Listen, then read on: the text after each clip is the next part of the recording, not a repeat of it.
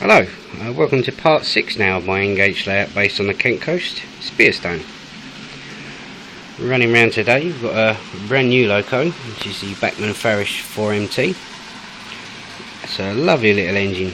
I was quite sceptical at first about the tender drive, but it's turned out to be a brilliant runner. There's plenty of haulage power. Certainly well worth buying if you're in the market for a medium-sized engine. Pretty widely travelled. And then coming around the other way is the oldest model I've got, which is my old Minitrix Britannia. It was bought when I first started Engage. I was doing an LMS layout. It's affectionately nicknamed Zombie, based on the fact that every time I think it's dead, it miraculously comes back to life. The old Germans know what they're doing when they put models together.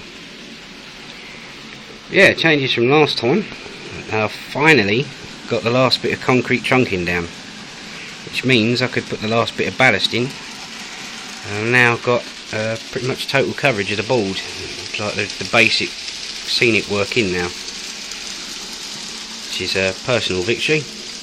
I've got no bare wood anymore.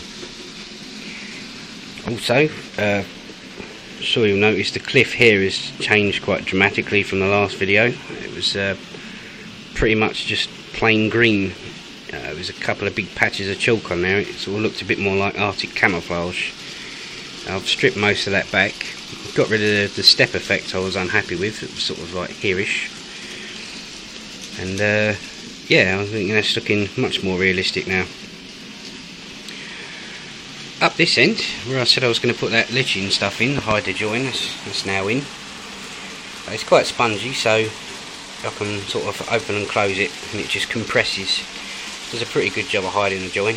I mean, if you're looking for it, you'll see it, but generally speaking, you don't notice it.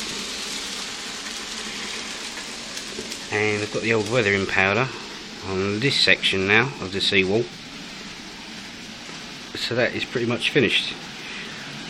The fence will continue along. I've got that sitting in a packet ready to go, but before I put that in, just that last little bit I've got to do is here. And once I've finished that, built that down to beach level and then square off that tunnel, I can put the remaining fencing in. Now, I've still got the code 40 rail there stockpiled for the third rail. Now that is going to be the next job. Now I know I've been talking about that since what, video 2, 3?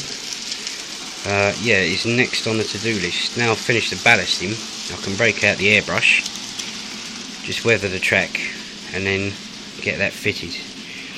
Now I've finally worked out how I'm going to do it, and that will be using the Fine Tracks spare chairs. Now, they're the people who supplied the code 40 rail.